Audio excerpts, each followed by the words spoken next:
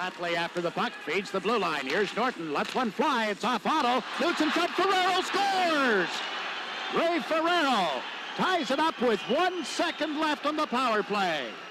Joining us from his home post in Vancouver is Ray Ferraro. And Ray, any conversation about the Oilers power play has to begin with Leon Draisaitl. 16 power play goals, 28 power play assists, leading the league, and a real fundamental shift in his positioning on this power play in the last couple of years. We'll go back to 17-18, where more often than not, he could be found over on the left side, all the way across the ice from Connor McDavid. This year, Glenn Gulutzan has moved Draisaitl consistently down into the bumper position, just a couple of feet away from Connor McDavid. Why has that worked so well?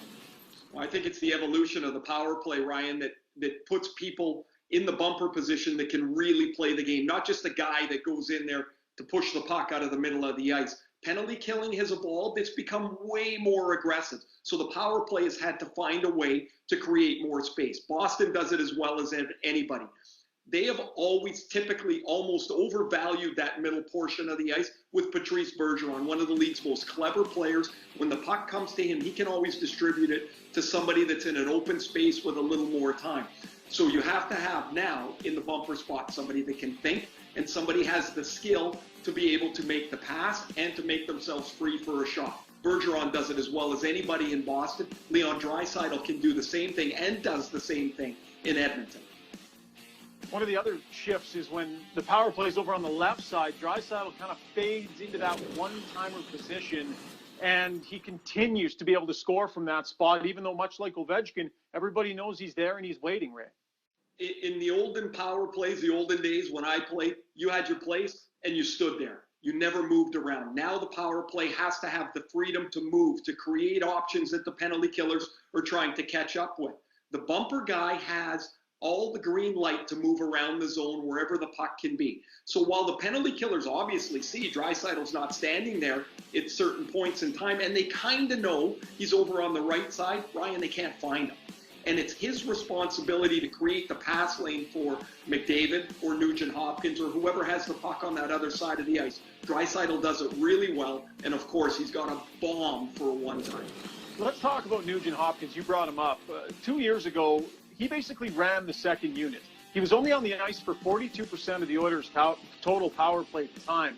This year, that number's up to 84. It's double. He's a fixture on the number one unit, Ray, whereas before, he just wasn't playing with those other high-skill guys. Ryan, I think we forget Ryan Nugent-Hopkins was the first pick in the draft because he's a highly skilled offensive player. He can really pass the puck. He's got a very underrated shot.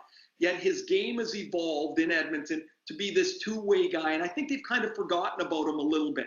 And so while the number two power play, that's great, you can quarterback that. The way teams use their power play now and their personnel, the number two power play gets 25 or 30 seconds. You want your big boys, your best players on the ice for as long as possible. So if that first group, which includes Nugent-Hopkins, is on for 1 minute and 40, the Oilers don't care.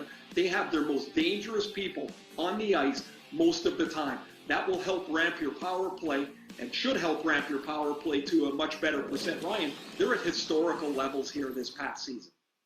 One of the things I noticed, maybe it's a product of them being on the ice together more, we're seeing a different level of creativity, set plays. It's almost like they're starting to think one step ahead, like, the Canucks power play with the Sedins a few years ago. They're reaching that level chemistry-wise, aren't they?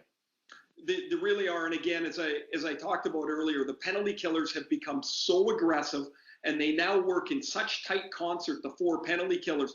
If you can't find an open spot quick enough, doesn't matter how good your guys are, they're not going to be able to create the play. So now that this one unit has been on the ice so much together, it's like Boston's unit. I love watching Pasternak, Marchand, and Bergeron play together with Torrey Krug. The puck goes around. They don't even look. They just put it to a spot. Bam, the play's there. It's in the net. That Oiler power play is approaching that. I think it's a fabulous power play to watch, and man, has it been successful. Well, take a look at the numbers. You can see just how much responsibility and ice time they get. Number one in the league as far as percentage of his team's power play time is Alex Ovechkin. Spots 2 through 5, all members of the Edmonton Oilers' number one power play unit. Put your better players on the ice more. Seems simple. It's working great for the Oilers this year.